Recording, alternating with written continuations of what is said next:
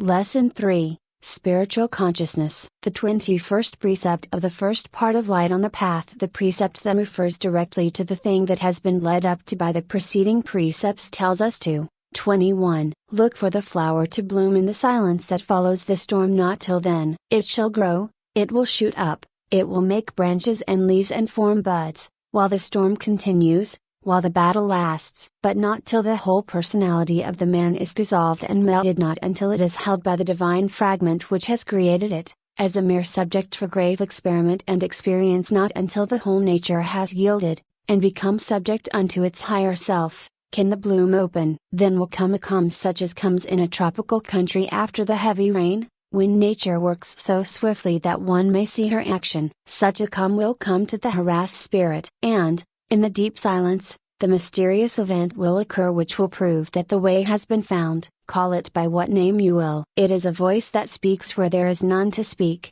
It is a messenger that comes, a messenger without form or substance, or it is the flower of the soul that has opened. It cannot be described by any metaphor, but it can be felt after, looked for, and desired, even amid the raging of the storm. The silence may last a moment of time, or it may last 1,000 years. But it will end. Yet you will carry its strength with you. Again and again the battle must be fought and won. It is only for an interval that nature can be still. The flower that blooms in the silence that follows the storm, and only then and there, is the flower of spiritual consciousness, for the production of which the plant of life has been striving, that which caused the sprouting of the seed, the putting forth of roots, the pushing of the plant through the soil of the material into the purer region above, the unfolding of leaf after leaf, the discarding of sheath after sheath, until finally the tiny bud of the spirit was visible, and the real unfoldment began. This appearance of the bud of spiritual consciousness, the first rays of illumination, mark a most critical period in the evolution of the soul. And, as the little manual states, it occurs only after the storm, only when the silence has succeeded and replaced the rush of the winds, the roar and crash of the thunder, the terrifying incidents of the tempest. In the calm, restful period that follows the storm, great things await the soul. So, remember this, O soul, when you find yourself in the midst of the great storm of spiritual unrest, which is sweeping away all the old landmarks, which is tearing away all that you have been leaning against to support yourself, which causes you to imagine that all is being swept away from you, leaving you alone without comfort, or support. For in that moment of spiritual distress, when all is being taken away from you, there is coming to you that peace which passeth all understanding, which will never leave you, and which is well worth the stress of 1,000 storms. The time of mere blind belief is passing from you, the time of knowing is at hand. It is difficult to speak of the higher spiritual experiences in the words of the lower plane. Emerson, who had experienced that consciousness of which we speak, says of it, "Every man's words, who speaks from that life, must sound vain to those who do not dwell in the same thought on their own part. I dare not speak for it. My words do not carry its august sense, they fall short and cold. Only itself can inspire whom it will. A broken bar, yet I desire even by profane words, if sacred I may not use, to indicate the heaven of this deity, and to report what hints I have collected of the transcendent simplicity and energy of the highest law. It is a thing to be felt rather than to be intellectually grasped, and yet the intellect may partially grasp it, when the illumination of the Spirit has raised it, the intellect, to higher planes. Knowing what lies before it, the hand that writes these words trembles over its work. To attempt to put into plain words these experiences of the higher life seems futile and foolish, and yet we seem called upon to make the effort. Well, so be it. The task is set before us, we must not shrink from it. In our 14 lessons we have told of the threefold mind of man, the three mental principles: the instinctive mind, the intellect, the spiritual mind. We advise that you reread the lessons bearing upon this subject, paying particular attention to what we have said regarding the sixth principle, the spiritual mind. This illumination, this flower that blooms in the silence that follows the storm, comes from that part of your nature. But, first, let us consider what is meant by the storm which precedes the blossoming of the flower. Man passes through the higher stages of the instinctive mind onto the plane of the intellect. The man on the instinctive plane, even in its higher stages where it blends into the lower planes of the intellect, does not concern himself with the problems of life, the riddle of existence. He does not recognize even that any such problem or riddle exists. He has a comparatively easy time, as his cares are chiefly those connected with the physical plane. So long as his physical wants are satisfied, the rest matters little to him. His is the childhood stage of the race. After a time, he begins to experience troubles on another plane. His awakened intellect refuses to allow him to continue to take things for granted. New questions are constantly intruding themselves,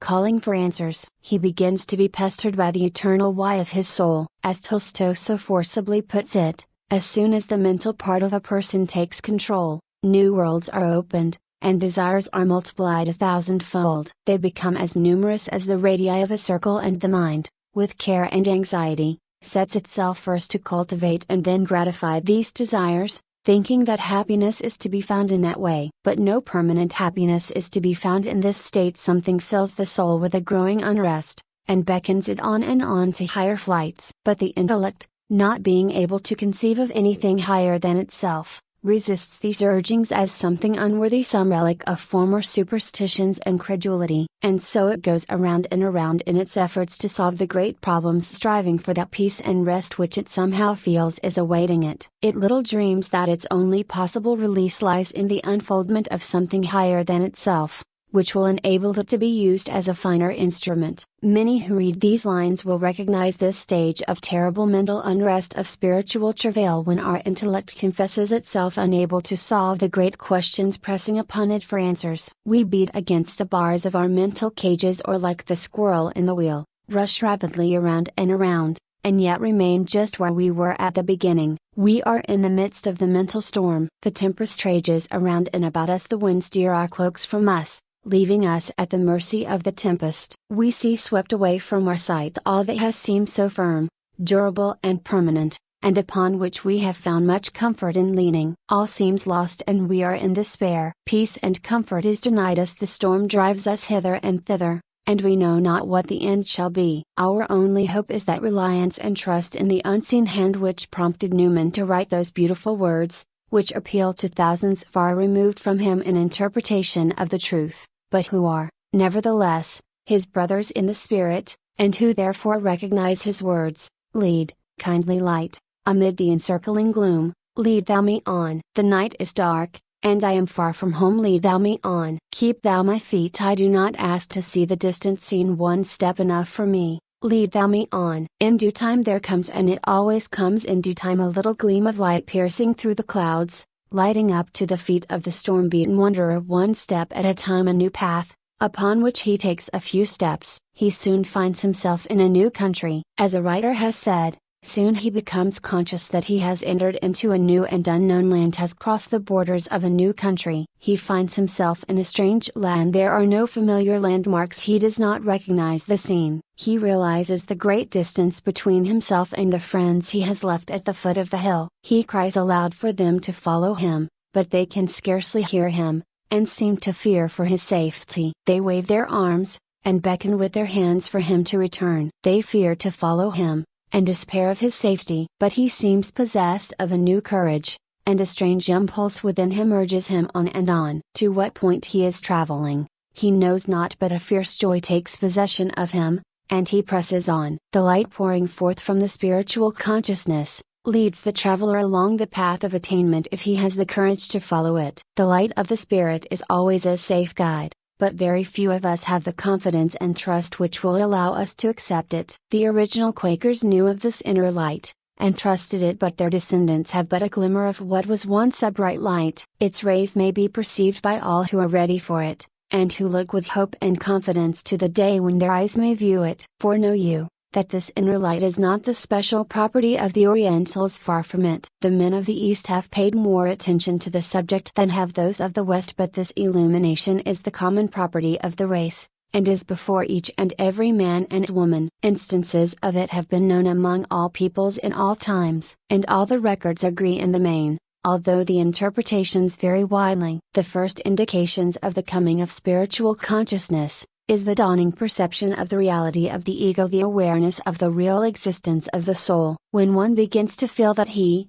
himself, is his soul, rather than that he possess a wonderful something called the soul of which he really knows nothing, when, we say, he feels that he is a soul, rather than that he has or will have a soul, then that one is nearing the first stages of spiritual consciousness, if indeed he is not already within its outer borders. There are two general stages of this blossoming of the flower, although they generally blend into each other. The first is the full perception of the I Am consciousness, the second the cosmic knowing. We will try at least clumsily and crudely to give an idea of these two stages, although to those who have experienced neither our words may appear meaningless. The perception of the I Am consciousness may be likened to the bud of the flower itself being the cosmic knowing. Many, who have not as yet experienced this I Am consciousness, may think that it is simply the intellectual conception of the self, or perhaps the faith or belief in the reality of the soul which they may possess by reason of their religious training. But it is a far different thing. It is more than a mere intellectual conception,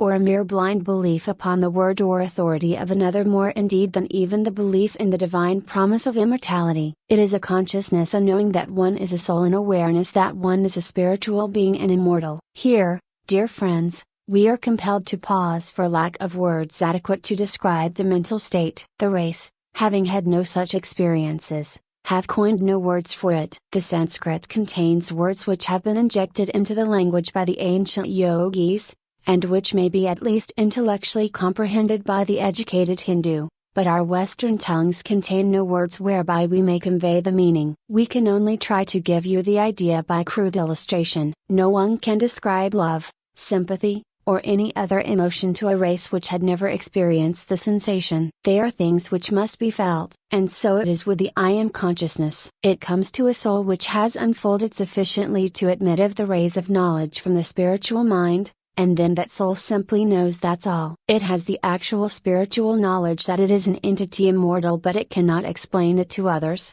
nor can it, as a rule, even intellectually explain it to itself. It simply knows. And that knowing is not a matter of opinion, or reasoning, or faith, or hope, or blind belief. It is a consciousness, and like any other form of consciousness, it is most difficult to explain to one who has never experienced it. Imagine what it would be to explain light to a man born blind, sugar to one who had never tasted a sweet thing, cold to one who dwelt in a tropical country and who had never experienced the sensation. We simply cannot explain to those who have not experienced them. Our spiritual experience is a fact that is well known to those who have at some time in their lives had what are generally known as religious experiences. We know of a case in which this consciousness came to a man who lived in a community in which there seems to have been no one in a like stage of development. He was a businessman of no mean ability, and his associations had been along entirely different lines. He felt the flood of light beating into his mind, the certainty of his spiritual existence impressed upon his consciousness, and he became very much disturbed and worried. He thought it must be a sign of approaching insanity,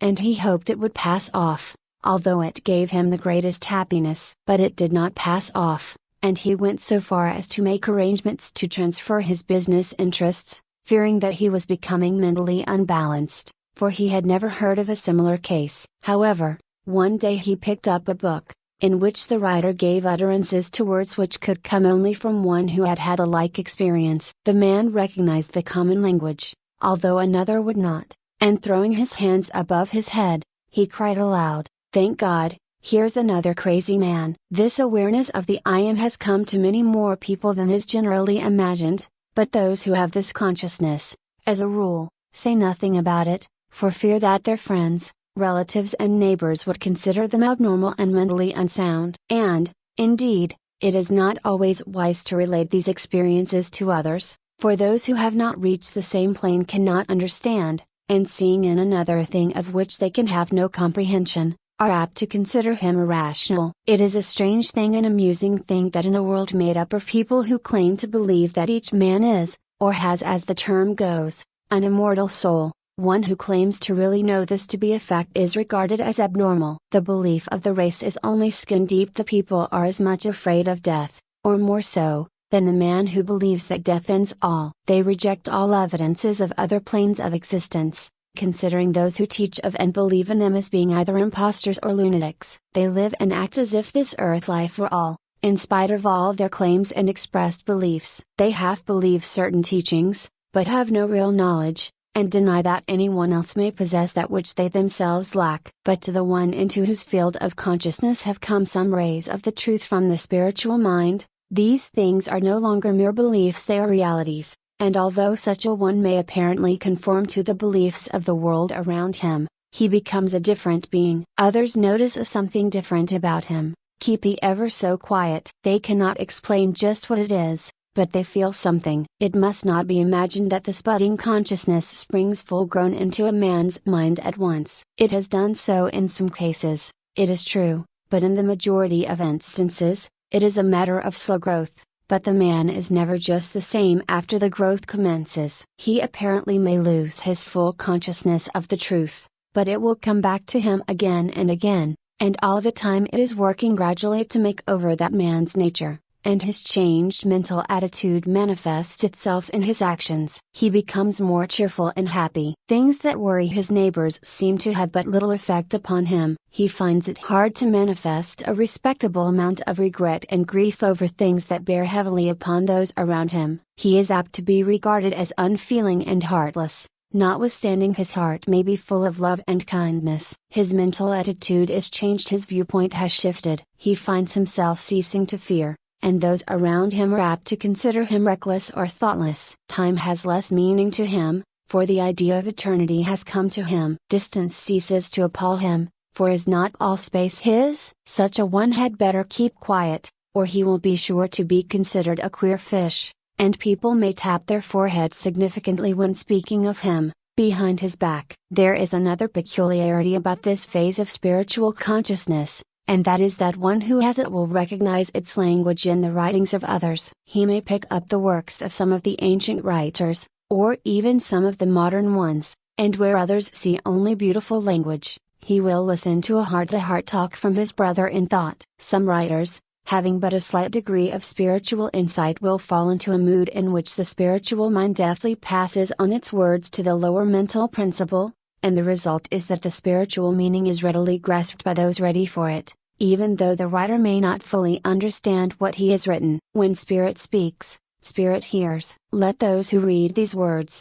if they have had this consciousness in a greater or lesser degree, take courage. Let not your loneliness oppress or depress you. There are thousands who are your brothers and sisters in this great understanding, and their thought will seek yours and both will be benefited. Keep quiet to those around you, if you see fit, but open up yourself to the sympathy and help that will surely come to you along the channels of the thought currents. Your thought will attract to you the similar thought of others of the same consciousness, and theirs will attract yours. In books, writings, pictures, you will find words which are written for you and your kind. Read over the old books, and see how different they appear to you, now that you understand. Read the Bible, read Shakespeare, read the poets and the philosophers, and see how soon you will recognize that the writers are your brothers. The dark corners and hard sayings will become plain to you now. You need not be alone, you are one of a great and growing family. But, on the other hand, avoid being possessed of an inflated idea of your own development. You are but on the threshold,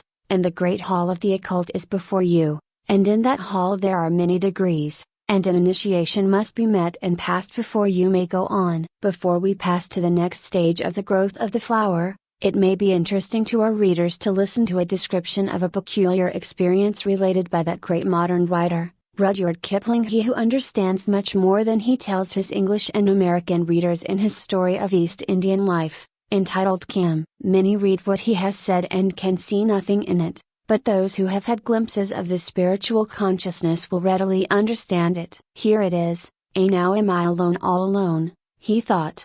In all India is no one else so alone as I. If I die today, who shall bring the news, and to whom? If I live and God is good, there will be a price upon my head, for I am a son of the Charmai, Kim.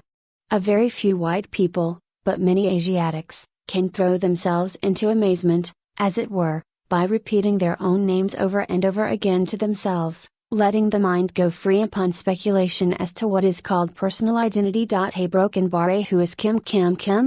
He squatted in a corner of the clanging waiting room, wrapped from all other thoughts, hands folded in lap, and pupils contracted to pinpoints. In a moment, on another half second, he felt that he would arrive at the solution of the tremendous puzzle, but here, as always happens, His mind dropped away from those heights with the rush of a wounded bird, and passing his hand before his eyes, he shook his head. A long-haired Hindu Bairagi, holy man, who had just bought a ticket, halted before him at that moment and stared intently. I also have lost it, he said sadly. It is one of the gates of the way, but to me it has been shut many years. What is thy talk? Said Kim, abashed. Thou wast wondering, there in thy spirit, what manner of thing thy soul might be. A broken bar I know. Who should know but I?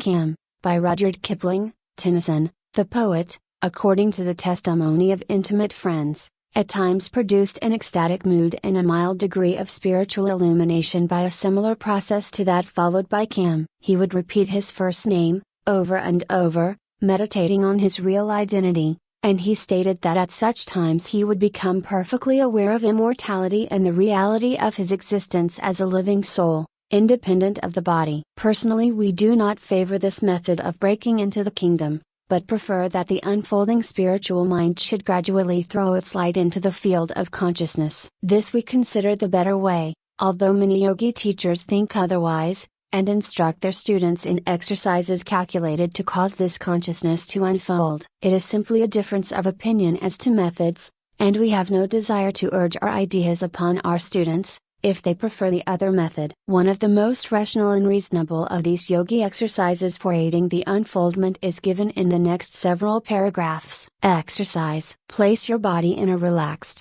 reclining position. Breathe rhythmically, and meditate upon the real self, thinking of yourself as an entity independent of the body, although inhabiting it and being able to leave it at will. Think of yourself, not as the body, but as a soul. Think of your body as but a shell, useful and comfortable, but merely an instrument for the convenience of the real you. Think of yourself as an independent being, using the body freely and to the best advantage, and having full control and mastery over it. While meditating, ignore the body entirely, and you will find that you will often become almost unconscious of it. You may even experience the sensation of being out of the body, and of returning to it when through with the exercise. Rhythmic breathing is described in our little book, Science of Breath, Mantram and Meditation. In connection with the above yogi exercise, the student may, if he desire, use the following mantram and meditation. I am. I assert the reality of my existence, not merely my physical existence,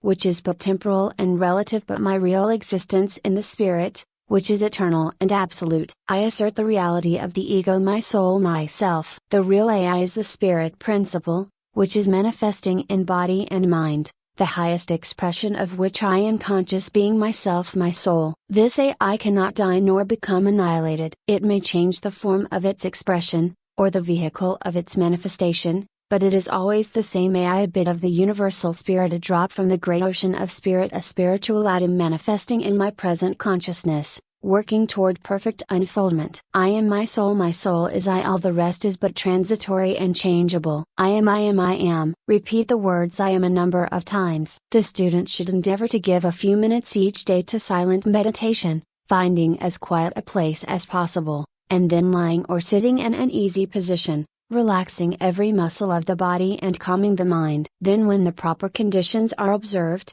he will experience that peculiar sensation of calmness and quiet which indicate the condition known as entering the silence. Then he should repeat the above mantram, or some similar one. There is no special virtue in the mere words, and should meditate along the lines indicated. The mantram I am, if clearly understood and impressed upon the mind, will give to the student an air of quiet dignity and calm manifestation of power, which will be apparent to those with whom he comes in contact. It will surround him with a thought aura of strength and power. It will enable him to cast off fear and to look the world of men and women calmly in the eyes, knowing that he is an eternal soul, and that naught can really harm him. Even the more simple stages of this consciousness will lift one above the petty cares, worries, hates, fears, and jealousies of the lower mental states, and will cause one to be a man or woman of the spirit. In truth, such people have a helpful effect upon those with whom they come in contact, as there is an undefinable aura surrounding them which causes others to recognize that they are worthy of confidence and respect. These meditations and exercises will often aid one materially in developing a consciousness of the reality of the soul. The sense of immortality will come gradually as the consciousness unfolds, but the student must not allow himself to live too much in the upper regions, or to despise his body or the world and people around him. This is known as spiritual pride, and will have its downfall. You are here in the world for a purpose, and must get the experiences necessary to fully round you out. You are in exactly the best position for the experiences you need, and you will not be kept there one moment longer than is necessary for your ultimate good. Live, grow, and unfold, living your own life, doing the best you can, and be kind. This I am consciousness, while a great advance over the consciousness common to the race, is still but a preliminary to the cosmic knowing which awaits the unfolding soul. It is but the bud which will in time open out and grow into the perfect flower. If it has been difficult to explain in simple words the experiences just touched upon, it may be imagined how we feel about approaching this higher phase. But we will try to do our best, although of necessity our words must be weak and inadequate. To those not ready for the truth, what we say must seem like the veriest nonsense. But even these people will remember what we say, and when the time comes may be partially prepared for it. As good old Walt Whitman has said, "My words will itch in your ears till you understand them." This cosmic knowing is the full flower which will bloom in the silence that follows the storm, as the writer, or transcriber, of Light on the Path has so beautifully expressed it. It is that which comes as the result of illumination. The occult writers of all times have spoken of this thing, and it has also been partially described by people in all times of all forms of religious belief. Many have supposed it to have come as the result of the worship of some particular conception of deity, or as the incident of some particular form of creed. But it is really a thing above creeds or particular conceptions of the Absolute. It is a part of the divine heritage of the race. Many of the Oriental writers have described this thing in their own words. Many of the old Quakers experienced it, and have given it their own names. Many Catholic saints describe it in their writings, and even some of the great Protestant leaders and preachers have given bewildered accounts of the great thing that came upon them. Each, as a rule, however, attributed it to some particular thing in their faith. Great poets have felt its influence, and testimony along the same general lines comes to us from many different sources. Some have had it gradually dawn upon them, wax strong, and then fade away, leaving them changed beings, living afterwards in hope of again experiencing the great thing. Others have had it burst upon them suddenly, with an impression that they were submerged in a brilliant light, from whence comes the term illumination, which also passed away, leaving them changed beings. The experience seems to come to no two souls in exactly the same way, and yet there is a common point of resemblance between the testimony of all. A Western writer, now passed out of the body, one Dr. Richard Morris Buck, of London, Ontario, Canada, having experienced this illumination, and having found that his friend Walt Whitman and other friends had had similar experiences, has gathered the testimony of a number of people whom he believed to have undergone the same unfoldment. He published the result of his research in a very valuable book entitled Cosmic Consciousness, A Study in the Evolution of the Human Mind, in his Sons, Philadelphia, PA, USA, which book was issued in the shape of a limited edition of 500 copies, and is now, we believe, out of print. It may possibly be found in some of the great libraries in our principal cities, and is well worth a careful reading. The Oriental writings are full of this subject, and Western literature is beginning to show signs of its recognition. In nearly all the Western writings, however, what is described are but typical incidents of spontaneous flashes of this great consciousness. Occultists of great degree of advancement are able to produce this state at will, and certain most highly advanced souls in the flesh, who are not before the public as teachers or writers, are believed to dwell in this consciousness almost continually, their work for the world being done through others, less highly developed, whom they inspire with fragments of their great wisdom. In a general way, the experience may be described as an actual realization of the oneness of all, and of one's connection with that one. The atom of light helping to compose the ray, realizes for an instant its connection with the central sun. The drop in the ocean realizes for a moment its relation to the ocean of spirit. The Hindus have spoken of the more intense manifestations of this breaking in upon the consciousness of the light from the spiritual mind, as the Brahmic splendor. The prevailing emotion during this experience is a feeling of intense joy, something far above any other joy that has ever been felt, a sensation of absolute joy, if the term may be permitted. And the memory of this great joy, the reflection from its light, lingers with the soul forever after. Those who have once experienced this thing, are ever after more cheerful, and happy, and seem to have a hidden and secret fount of joy from which they may drink when the soul thirsts. The intense joy fades away gradually, but something is left behind to comfort and cheer. This feeling of joy is so strong that it can ever after be thought of with the keenest delight. Its very recollection will cause the blood to tingle and the heart to throb whenever the mind reverts to the experience. Then there is experienced an intellectual illumination, or a pouring in of knowing, impossible to describe. The soul becomes conscious that it possesses in itself absolute knowledge of all things. The why and wherefore of everything is recognized as being contained within itself. The sensation cannot be described, even faintly. It is so far above anything that the human mind has ever experienced that there is simply no words with which to tell that which has been felt and known. Everything seems made plain. It is not a sense of an increased ability to reason, deduce, classify, or determine. The soul simply knows. The feeling may last but a fraction of a second of time. One loses all sense of time and space during the experience, but the subsequent intense feeling of regret over the great thing that has slipped away from the consciousness can scarcely be imagined by one who has not experienced it. The only thing that enables the mind to bear the loss is the certainty that sometime somewhere the experience will be repeated, and that certainty makes existence worthwhile. It is a foretaste of what is before the soul. One of the principal things indelibly impressed upon the mind by this glimpse of the higher consciousness is the knowledge, the certainty that life pervades everything, that the universe is filled with life, and is not a dead thing. Life and intelligence is seen to fill everything. Eternal life is sensed. Infinity is grasped. And the words eternal and infinite, ever after, have distinct and real meanings when thought of, although the meaning cannot be explained to others. Another sensation is that of perfect love for all of life. This feeling also transcends any feeling of love ever before experienced. The feeling of fearlessness possesses one during the experience. Perhaps it would be better to say that one is not conscious of fear. There seems to be no reason for it, and it slips away from one. One does not even think of fear during the experience, and only realizes that he was entirely free from it when he afterwards recalls some of his sensations. The feeling of knowledge,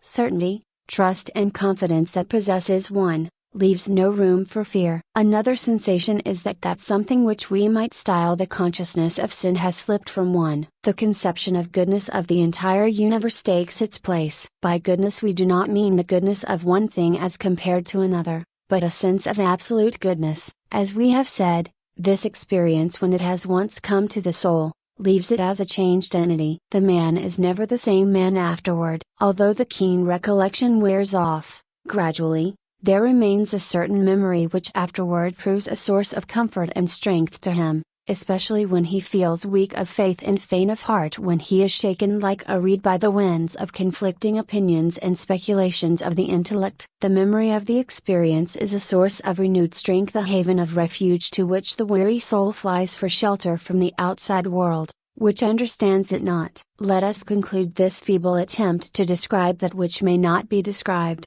by repeating our own words, spoken to you in the third of the 14 lessons. From the writings of the ancient philosophers of all races, from the songs of the great poets of all peoples, from the preachings of the prophets of all religions and times, we can gather traces of this illumination which has come to man, this unfoldment of the spiritual consciousness. One has told of it in one way, the other in another form, but all tell practically the same story. All who have experienced this illumination, even in a faint degree, recognize the like experience in the tale, the song, the preaching of another, though centuries roll between them. It is the song of the soul, which once heard is never forgotten, though it be sounded by the crude instrument of the semi-barbarous races, or by the finished instrument of the talented musician of today. its strains are plainly recognized. From old Egypt comes the song, from India in all ages, from ancient Greece and Rome, from the early Christian saint, from the Quaker friend, from the Catholic monasteries, from the Mohammedan mosque, from the Chinese philosopher, from the legends of the American Indian hero prophet. It is always the same strain,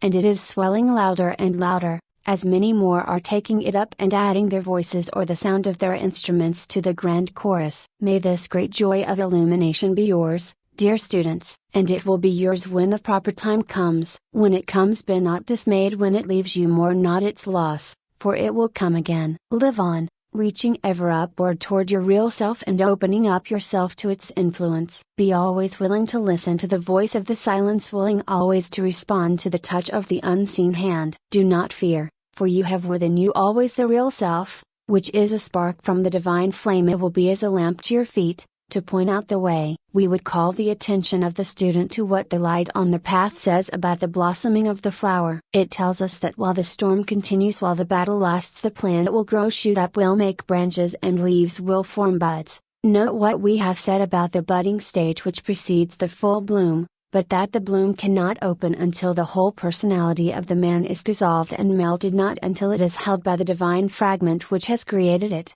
as a mere subject for grave experiment and experience, not until the whole nature has yielded, and become subject unto its higher self. The whole personality referred to is the lower part of the soul, its lower principles. Not until the lower nature is brought under the mastery of the highest that has unfolded in one, can this longed for event occur. So long as the lower part of one's nature is allowed to rule and master him, he shuts out the divine light. Only when he asserts the real light is he become ready for further unfoldment. We have told you what the bloom or bud is, the I am consciousness. When you have fully grasped this, and realize what you are, and have made that highest, as yet, consciousness the master of your lower principles, then are you ready for the bloom to open. Listen to these beautiful words, from the text. Then will come a calm such as comes in a tropical country after the heavy rain, when nature works so swiftly that one may see her action. Such a calm will come to the harassed spirit. And, in the deep silence, the mysterious event will occur which will prove that the way has been found. We have tried to tell you what is that mysterious event. We trust that we have at least made possible a clearer conception of it on your part. The writer of the little manual evidently shared the difficulty that confronts everyone who attempts to describe the great experience. She goes on to say, call it by whatever name you will, it is a voice that speaks where there is none to speak. It is a messenger that comes, a messenger without form or substance, or it is the flower of the soul that has opened. It cannot be described by any metaphor, but it can be felt after, looked for, and desired, even amid the raging of the storm. She goes on then to speak of the duration of the silence that follows the storm, in which occurs the mysterious event. She says, the silence may last a moment of time, or it may last 1,000 years, but it will end. Yet you will carry its strength with you. Again and again must the battle be fought and won. It is only for an interval that nature can be still. In this last paragraph, the text evidently refers to the partial or temporary illumination to which we have referred in this lesson. The time when the spiritual consciousness will become permanent, when the Brahmic splendor remains with the soul continuously, is far beyond us. Those who enjoy that state are now beings far beyond us in the spiritual scale, and yet they were once as we are. We shall someday be as they now are. These flashes of illumination come to the advanced student as he progresses along the path, and although they leave him, he carries their strength with him. We would also call the attention of the student to the footnote accompanying this last precept, as it contains a wonderful occult truth in the shape of a promise. This promise has cheered thousands along the path, has nerved them for further efforts, has given them renewed ardor and courage. Listen to it. Know, O disciple, that those who have passed through the silence, and felt its peace, and retained its strength, they long that you shall pass through it also. Therefore, in the hall of learning, when he is capable of entering there, the disciple will always find his master. The last footnote in Part 1 of Light on the Path, the one that concludes that part of the little manual, should be read carefully by the student, as it contains important information. We think it better to insert it here, lest it may be overlooked. We trust that we have enabled you to understand it a little more clearly than before. When one has the key, he is able to open the many doors in the hall of learning, and gaze upon its wonderful contents, even though he may not as yet be privileged to enter. Here is the footnote referred to. Note: those that ask shall have. But, though the ordinary man asks perpetually, his voice is not heard. For he asks with his mind only, and the voice of the mind is only heard on that plane on which the mind acts. Therefore, not until the first 21 rules are passed, do I say those that ask shall have. To read in the occult sense, is to read with the eyes of the spirit. To ask, is to feel the hunger within the yearning of spiritual aspiration. To be able to read,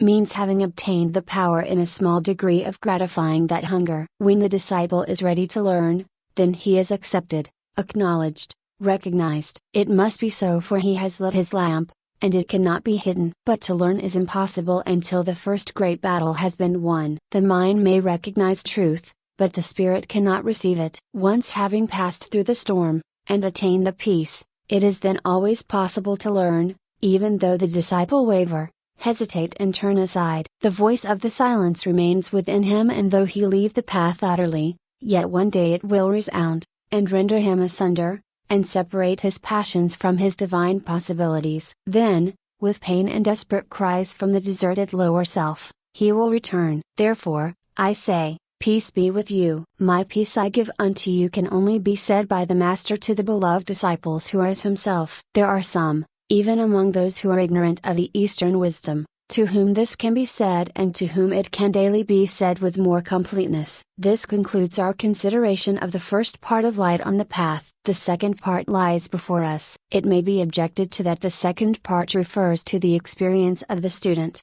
after he has passed through the silence which followed the storm, and that it concerns not the student who has not as yet reached that stage. To this we answer, that the experiences of the privileged student have very close correspondences in the experiences of the student who has not yet attained. The path is a spiral, and although the traveler along it constantly mounts higher, yet he goes around and around, a single turn of the spiral above the place where he walked a little while back. Therefore these experiences have correspondences on the higher and lower levels of the spiral. We feel impressed to continue this consideration of this wonderful little manual, and we feel that the student on the lower levels may receive encouragement, benefit and understanding from the same. The second part of the manual contains great truths, which may profit us all. Let us face them. Many of our students have asked them for some of the yogi exercises for developing this spiritual illumination. Answering this, we say that the best yogi authorities do not encourage many of the practices indulged in by the less enlightened of their brethren. They believe that such practices are more or less abnormal, and instead of producing the real illumination desired, simply help to bring on a psychic condition which is but a reflection of the desired state, a moon instead of the sun day. And such psychic states do not aid in spiritual unfoldment, although they undoubtedly do produce an ecstatic condition, pleasing for the moment a psychic intoxication, if we are permitted to use the term. Meditation along the lines of thought touched upon in this lesson, or similar writings, is of course of benefit, and many yogi students accompany this with rhythmic breathing which has a tranquilizing effect. But at the best, these things merely prepare the ground for the growth of the plant from which the blossom springs. The plant itself comes when its time is ripe, and cannot be forced unduly. Let us prepare the best conditions for its growth and welfare. Give it welcome when it comes, and until that time let us live up to the highest within us. The fact that you, the student, are attracted toward these subjects, is a sign that you are unfolding spiritually. Otherwise they would not attract you. If these words find a response in your soul, be assured that your own is coming to you, and that you are well along the path. Look for the light, for it will come. Be worthy of its coming. In conclusion, listen to these words of Edward Carpenter: "Oh, let not the flame die out. Cherished age after age in its dark caverns, in its holy temples cherished. Fed by pure ministers of love, let not the flame die out.